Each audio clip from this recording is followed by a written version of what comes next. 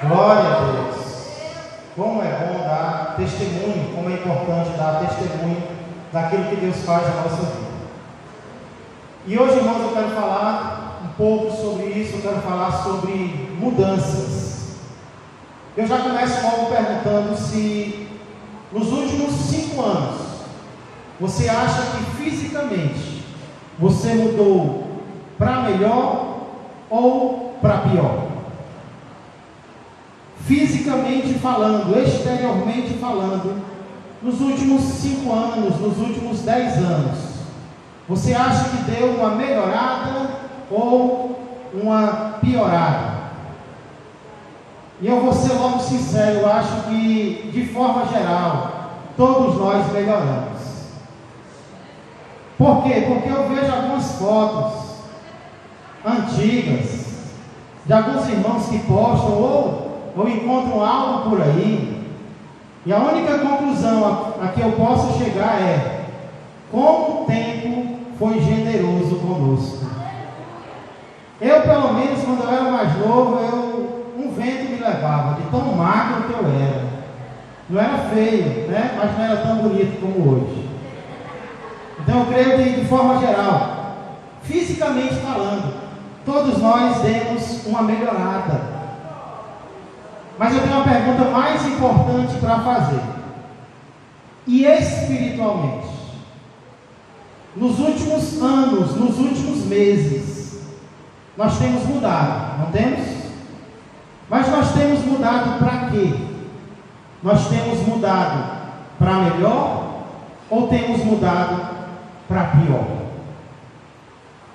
Quando se fala em mudança para melhor, eu percebo que 2 ideias vêm à mente de muitas pessoas, 2 crenças em relação a mudar para melhor.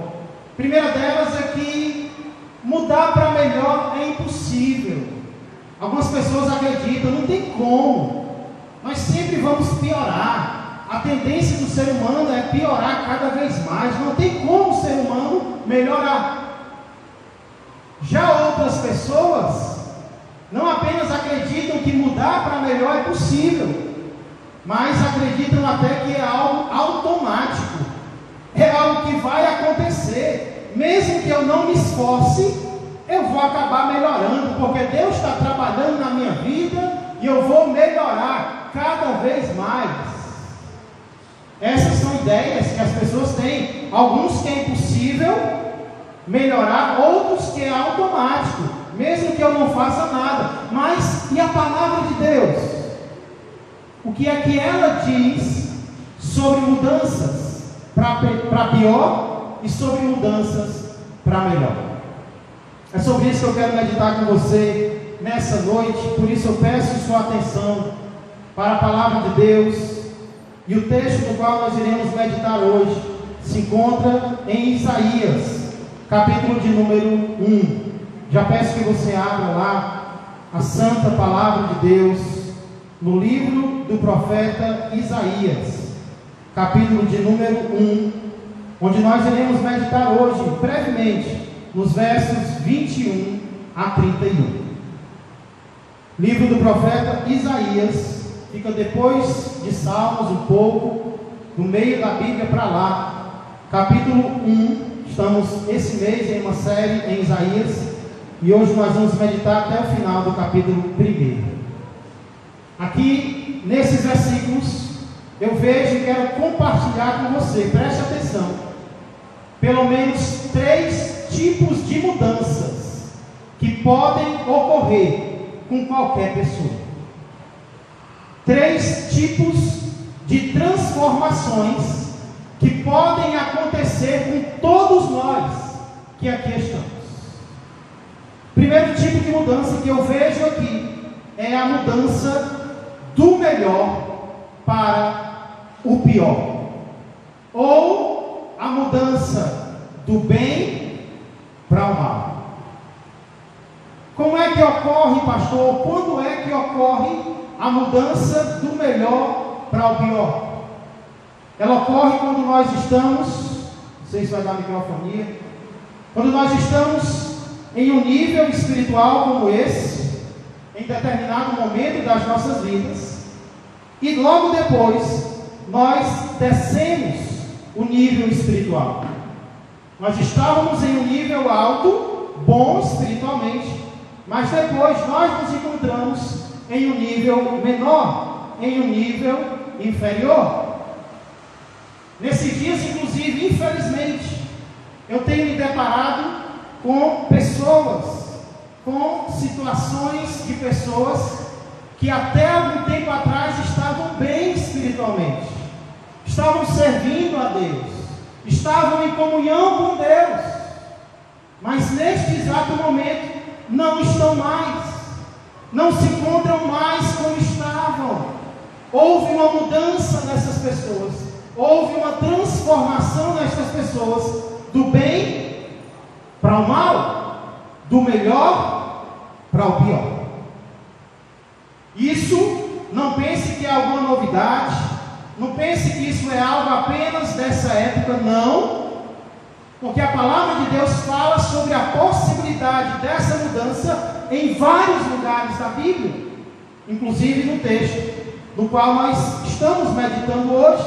Olha comigo os versos 21 a 23, para ver o exemplo dessa mudança do melhor para o pior.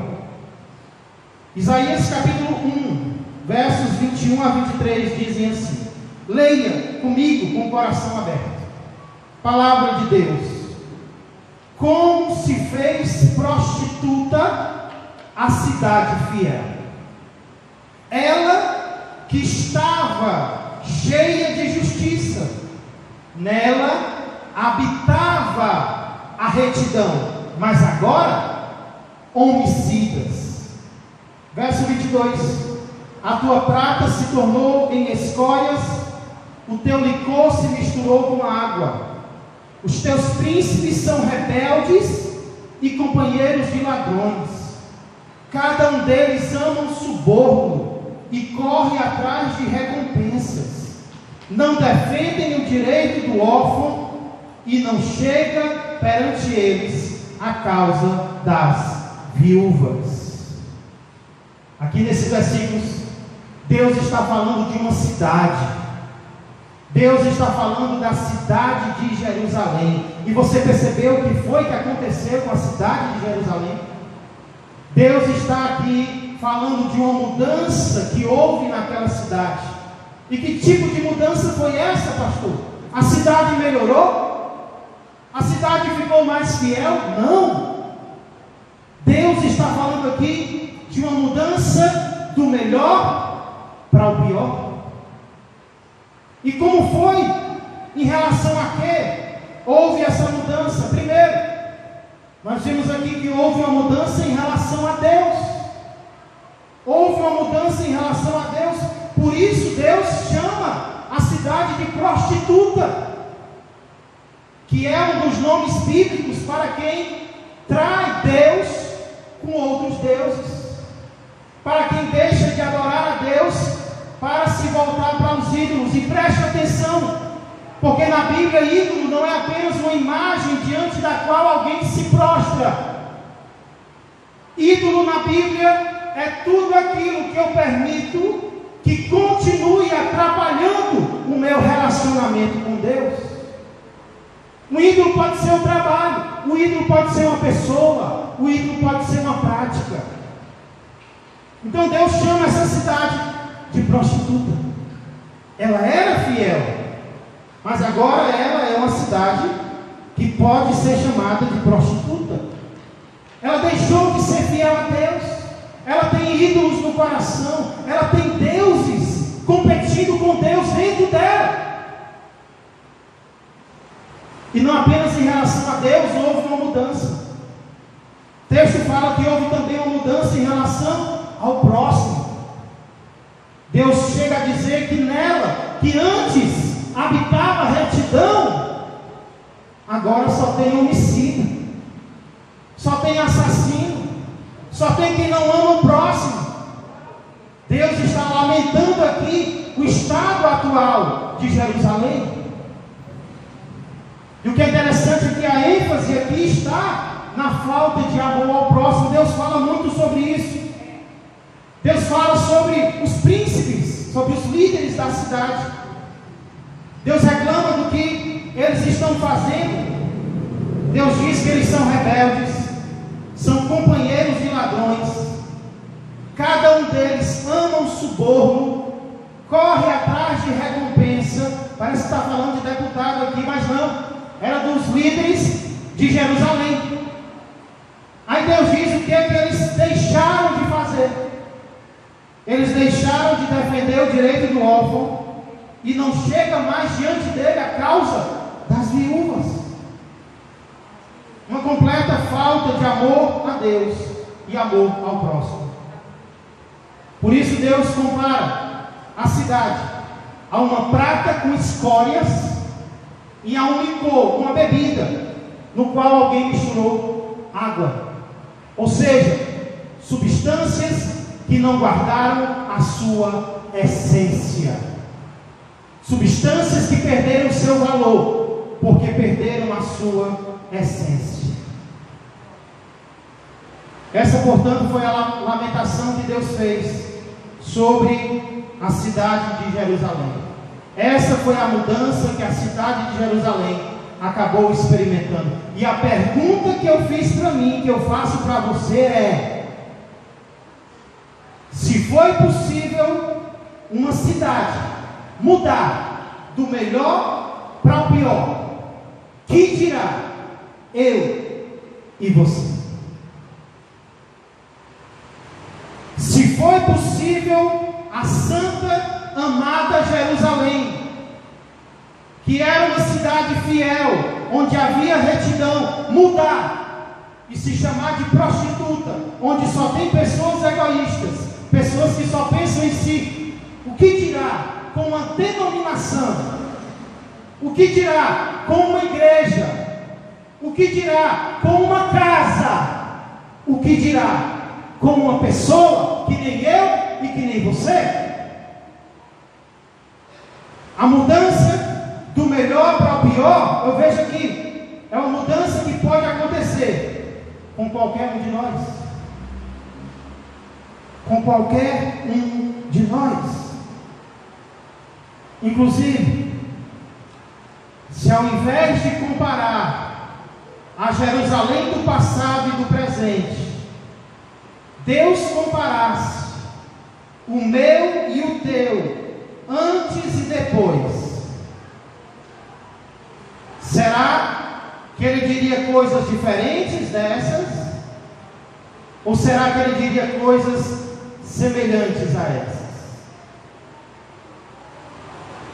Se Deus comparasse a minha vida e a tua vida espiritualmente, de antes da pandemia e agora, o que Deus teria para dizer?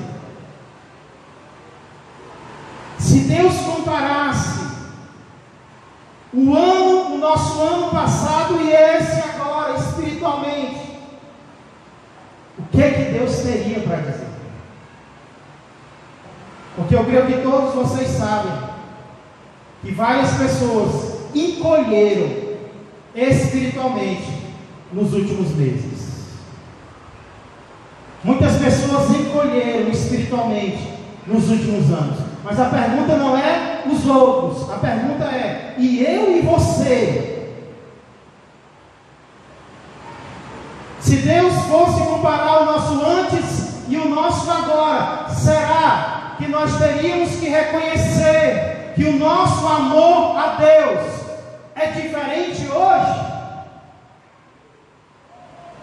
Será que nós temos passado menos tempo com Deus do que passávamos antes? Será que nós temos lido a Bíblia menos do que nós líamos antes? Será que nós temos congregado menos do que nós congregávamos antes?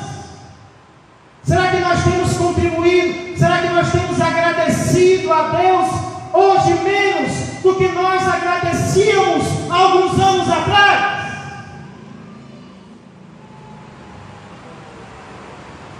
Se Deus fosse fazer 2 vídeos nossos, um de antes e um de agora, que Deus diria para nós? Será que Deus diria que nós encolhemos? Será que Deus diria que nós mudamos? Você era fiel, você era dedicado, você era compromissado, você era apaixonado por mim, mas agora você não é mais. Você me buscava na palavra, você me buscava na oração, você se ajoelhava na minha presença, você falava do meu amor, você me louvava na dificuldade, mas hoje cadê você?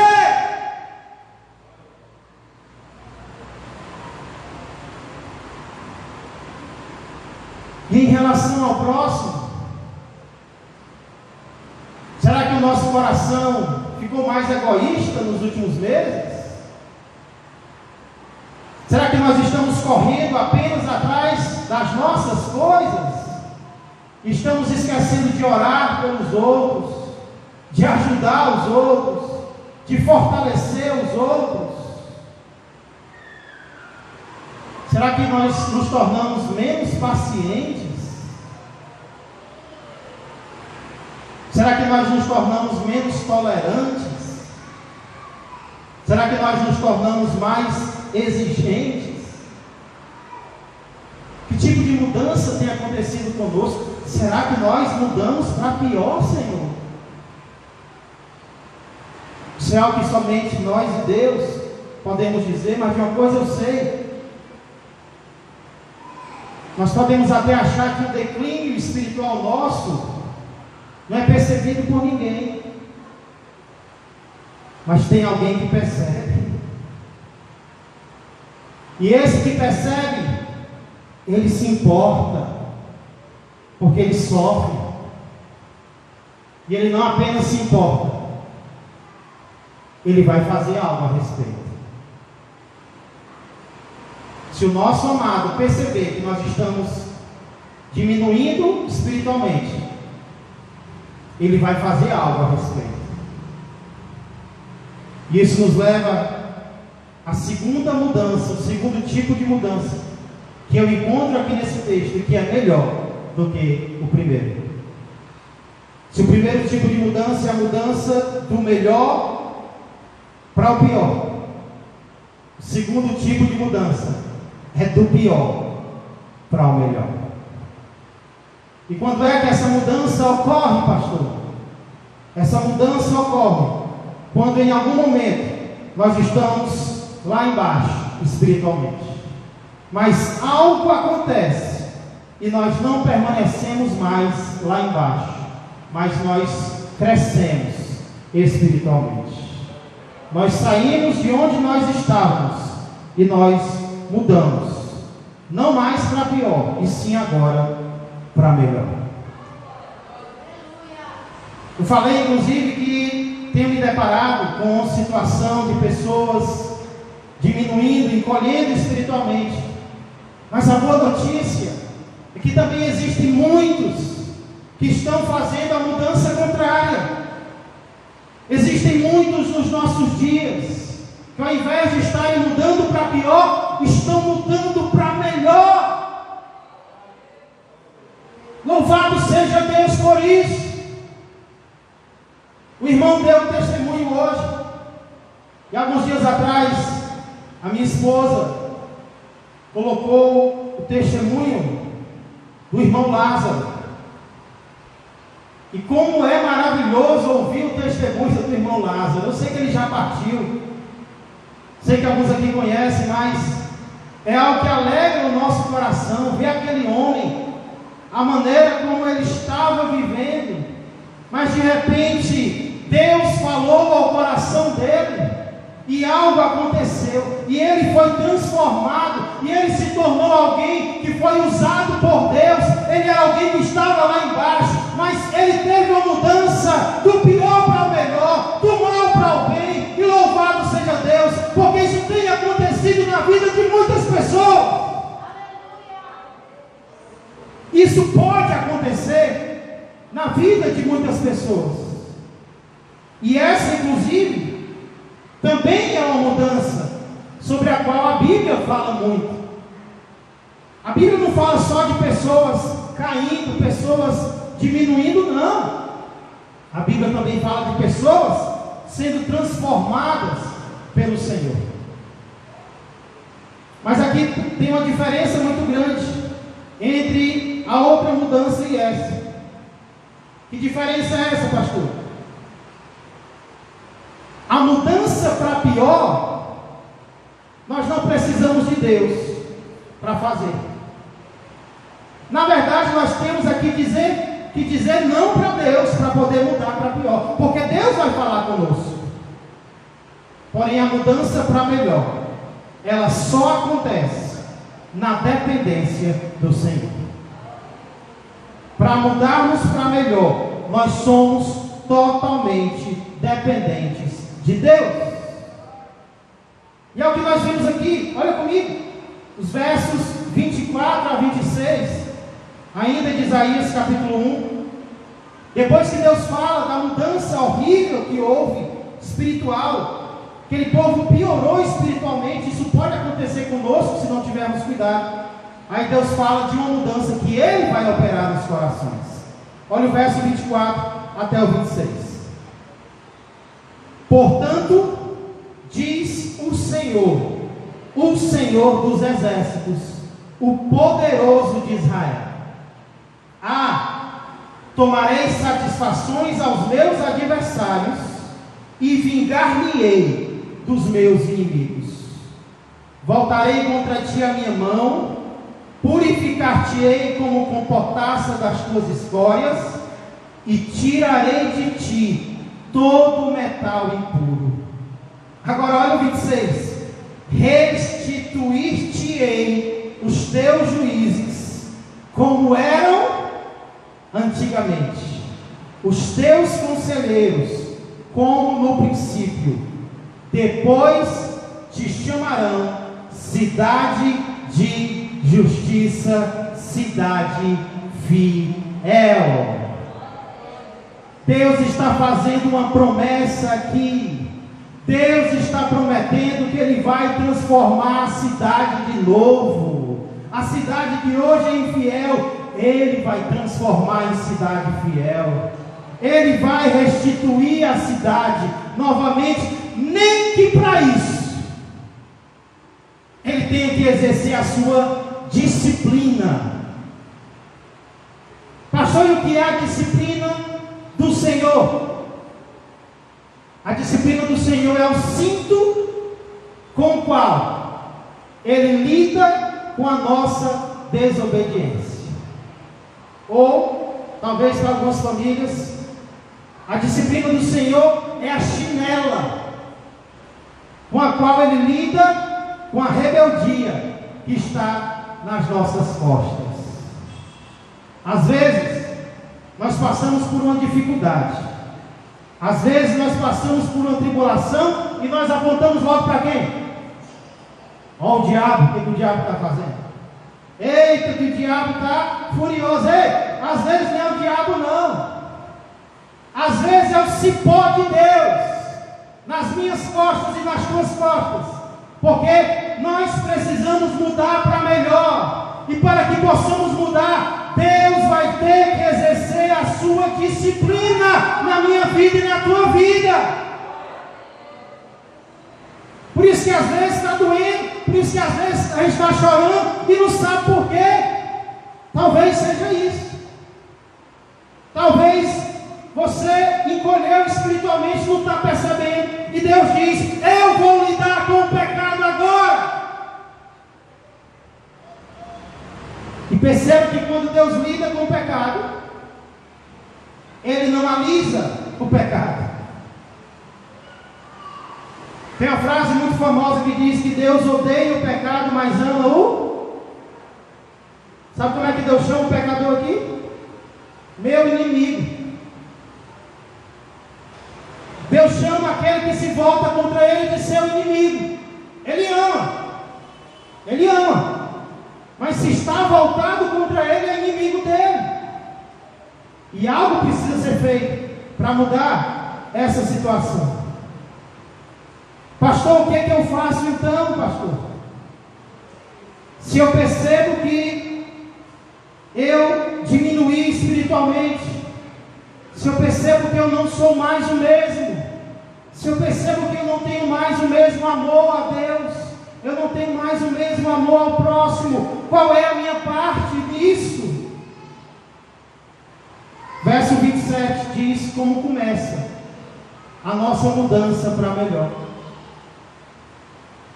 Sião será redimida pelo direito, e os que se arrependem pela justiça. O que eu devo fazer quando a disciplina de Deus vem na minha vida? Continuar duro?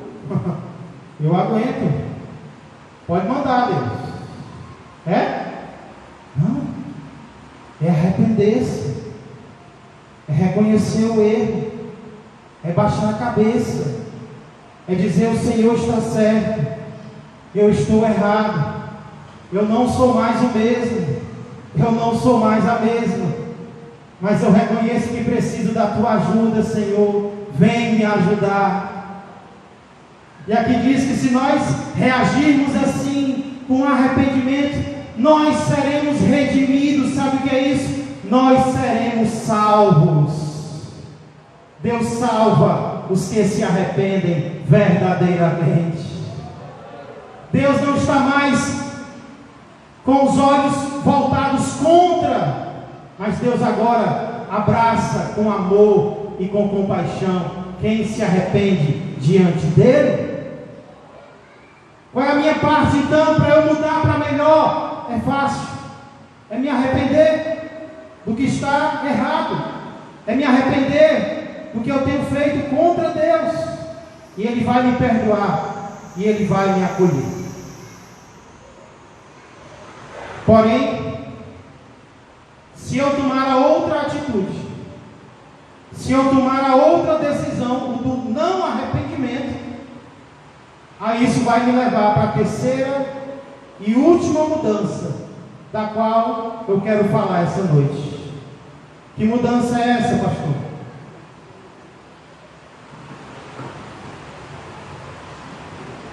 É a mudança da vida para a morte. Se eu perguntar quem aqui é contra o suicídio, eu acredito que a maioria vai dizer que é. Suicídio é algo abominável, pastor. E é verdade. Mas quantas vezes o nosso modo de viver não é o modo suicida? Quantas vezes nós não estamos vivendo espiritualmente como suicidas que estão pedindo a morte para Deus?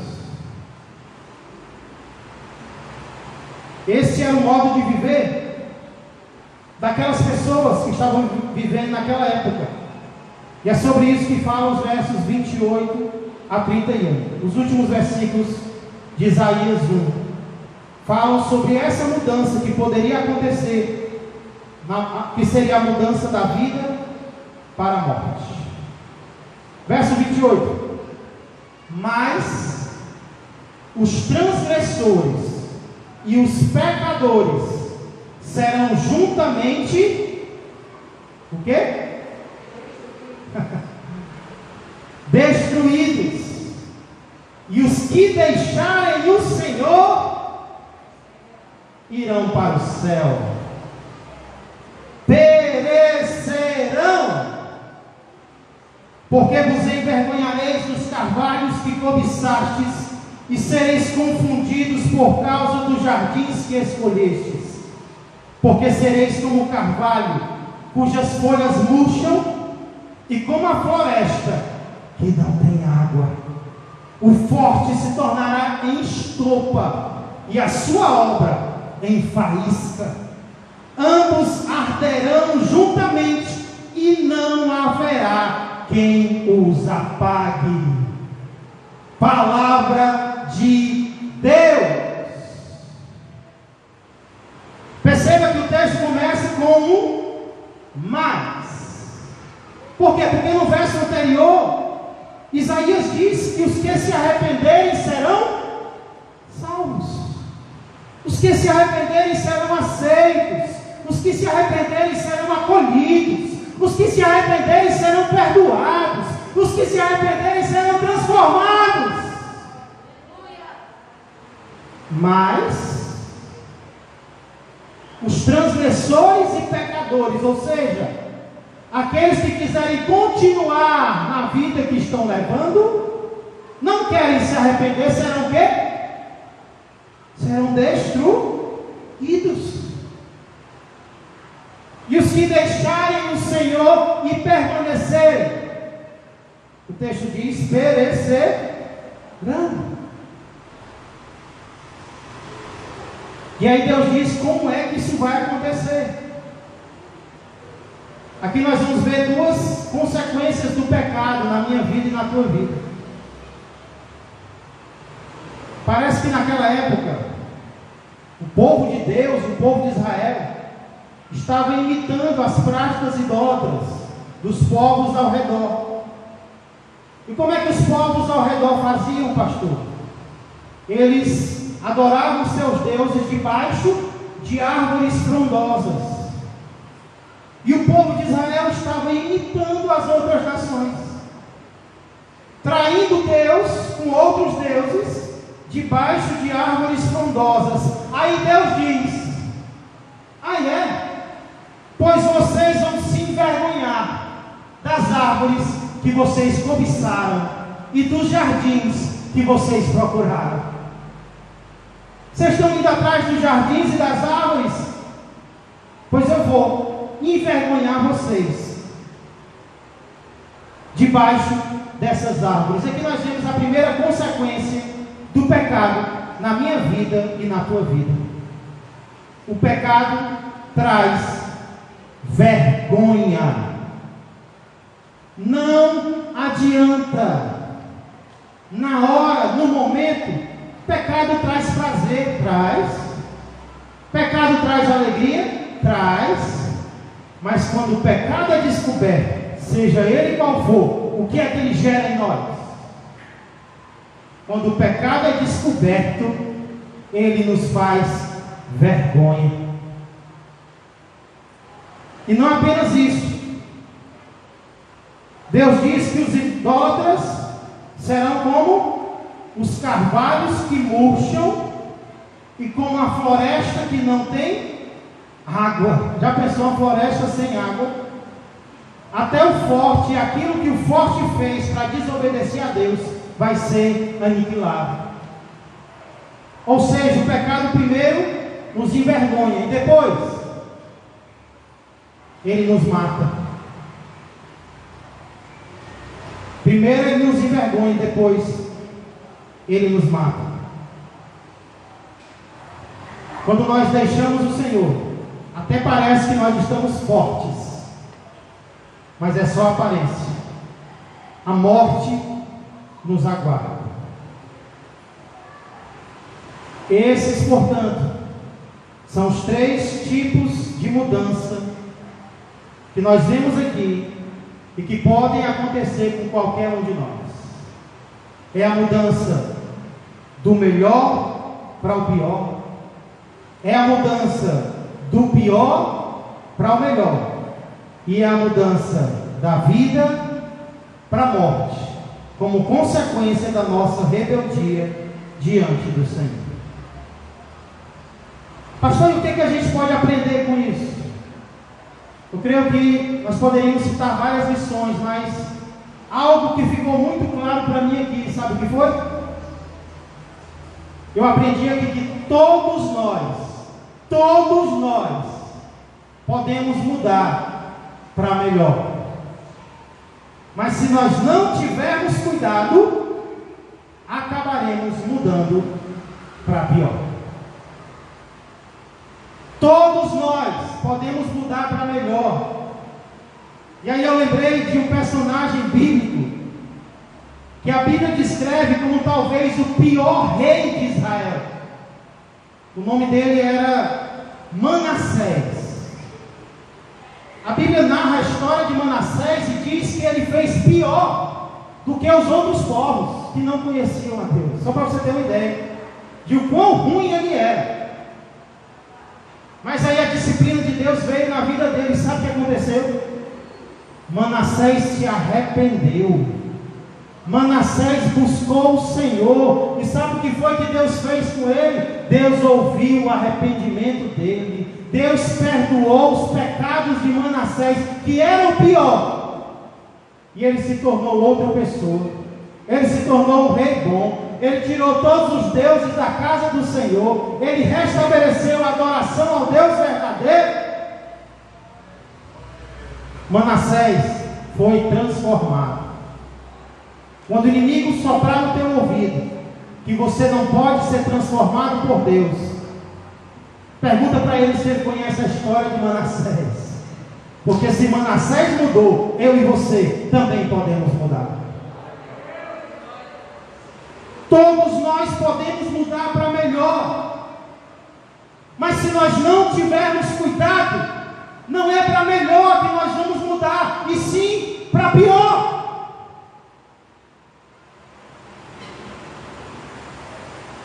Por exemplo, no início eu comecei perguntando quantos acreditam que fisicamente mudaram para melhor nos últimos anos. E a conclusão a que nós chegamos é que, de forma geral, nós mudamos.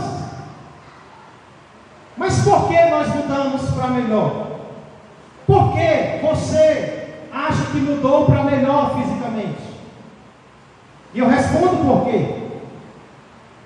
Houve mudança para melhor no corpo, porque houve cuidado com o corpo. Houve investimento com o corpo. E onde há cuidado, há melhora. Você cuidou, você se exercitou, você parcelou, você fez algo com o seu corpo, e por isso o seu corpo melhorou. Agora experimenta não fazer nada, não ter nem cuidado com o corpo. Experimenta essa semana ficar sem tomar banho. Experimenta ficar sem escovar os dentes. Experimenta ficar sem usar desodorante. 2 dias só. Hoje eu não usei de tarde, eu quase não aguento. Experimenta não descansar. Experimenta não fazer exercício. Experimenta não se alimentar bem. Aí eu pergunto, teu corpo vai melhorar? Não. Estou vendo alguns irmãos andando de bicicleta. Gasolina está cara. Faz o seguinte, deixa a bicicleta lá encostada. 1 mês, 2 meses, 1 ano. E volta daqui a 1 ano. Ela vai ter melhorado? Ou ela vai ter piorado? Ela vai estar enferrujada. Ela vai estar pior. Por quê? Porque não houve cuidado. Você pensa que espiritualmente é diferente. Para melhorarmos espiritualmente, nós precisamos ter cuidados com o nosso espírito.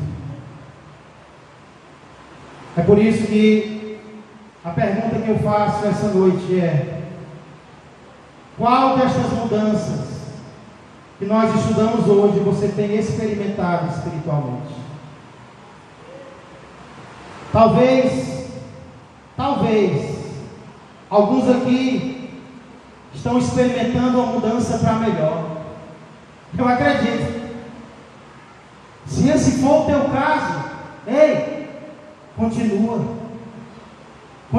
crescendo, continua buscando a Deus em oração, continua buscando a Deus na palavra, continua agradecendo, continua congregando, continua servindo, continua evangelizando, continua louvando, porque Deus está vendo o teu crescimento e Ele está feliz com você. Mas eu acredito que se formos para ser sinceros, talvez a grande maioria não tenha experimentado nesses últimos anos uma melhora. Talvez a grande maioria dos seres vivos tenha experimentado uma piora espiritual. E se esse for o teu caso, se é assim que você se sente, se é assim que você olha para você mesmo, eu queria sugerir que você fizesse duas coisas. Primeiro, agradeça. Agradecer pelo quê, pastor? Agradeça por estar vivo ainda. Agradeça por ainda estar podendo ouvir a voz de Deus ao teu coração, porque tem alguns que não podem mais.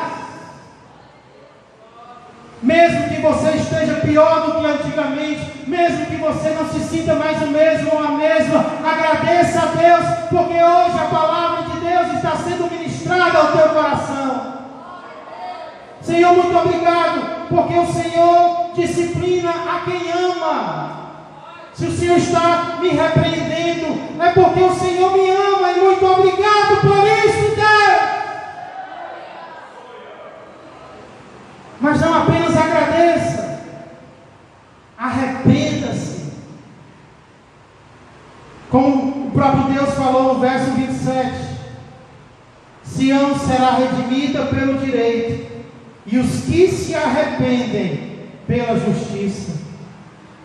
Mas não é apenas aqui que Deus fala sobre arrependimento, em muitos lugares, inclusive na carta que Jesus enviou à igreja em Éfeso, em Apocalipse capítulo 2. Eu quero encerrar fazendo essa leitura. Olha o que Jesus diz para quem caiu. Olha o que Jesus diz para quem enfraqueceu. Apocalipse capítulo 2, a partir do verso 1 diz: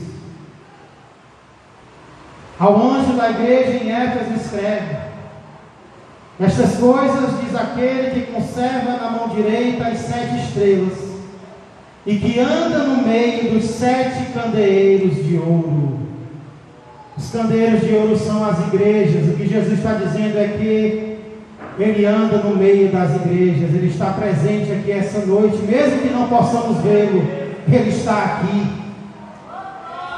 E o que Ele diz para nós no verso 2 é: eu conheço as tuas obras, tanto o teu labor como a tua perseverança, e que não podes suportar homens maus, e que puseste à prova os que a si mesmos se declaram apóstolos e não são, e os achaste mentirosos. E tens perseverança e suportaste provas por causa do meu nome, e não te deixaste esmorecer. Está falando para você que tem enfrentado provas, mas não tem desistido dele. Verso 4: tenho, porém, contra ti que abandonaste o teu primeiro amor. Você não me ama mais como antes. Você não ama mais o seu próximo como no início. Você abandonou o seu primeiro amor. Lembra-te, pois, de onde caíste. Arrepende-te e volta à prática das primeiras obras. E se não, venho a ti e moverei do seu lugar o teu candeeiro, caso não te arrependas. Eu vou fazer uma mudança na tua vida, se você não se arrepender hoje. Tens contudo a teu favor, aí Jesus elogia de novo, que odeias as obras dos nicolaítas, as quais eu também odeio. Quem tem ouvidos, ouça o que o Espírito diz às igrejas. Ao vencedor. Quem é o vencedor? É o que ouvir, é o que se arrepender, é o que mudar. Ao vencedor dar-lhe-ei que se alimente da árvore da vida que se encontra no paraíso de Deus. Quem tem ouvidos para ouvir a voz do Espírito? Com quem o Espírito Santo está falando essa noite? Quem o Espírito Santo está dizendo que precisa se arrepender? Não sou eu que vou dizer, é Ele que está dizendo ao teu coração agora. Primeiro Ele falou ao meu coração. Primeiro Ele disse coisas que eu preciso mudar. E eu creio que agora Ele está falando com você. Se você tem ouvidos para ouvir o que o Espírito Santo diz às igrejas, se você tem algo para se arrepender, e é isso que você decide fazer hoje, eu quero convidar você a vir ao altar, publicando a sua decisão. Se você reconhece que há algo na sua vida do qual você precisa se arrepender, eu quero convidar você a não se envergonhar de fazer o que é certo, mas se envergonhar do pecado que te afasta de Deus. Pastor, eu decido que daqui para frente eu vou ter cuidado com o meu espírito, como eu tenho cuidado com o meu corpo. Assim como eu tenho cuidado com o meu corpo, com a minha pele, com os meus cabelos, com as minhas unhas, com os meus dentes, hoje eu entendi que eu não estava crescendo espiritualmente, porque eu não estava tendo cuidado com o meu espírito. Mas eu me arrependo, porque eu não quero piorar ainda mais. Eu não quero sofrer a disciplina de Deus ainda mais. Eu quero receber o perdão de Deus. Eis-me aqui, Senhor, arrependido aos teus pés. Vem perdoar os meus pecados. Vem me mudar, porque daqui a um mês eu quero estar melhor do que hoje. Daqui a um ano eu quero estar melhor do que hoje. Quando o Senhor voltar, eu quero estar melhor do que hoje. Se tem alguém que está tomando uma decisão essa noite, eu quero convidar você, enquanto estamos louvando, a não se envergonhar, a vir até o altar, dizendo: eu sou um dos que estão arrependidos e querem ser salvos por Deus. Eu não sou hipócrita, eu não posso fingir, eu posso enganar o homem, mas a Deus eu não me engano. Eu preciso me arrepender.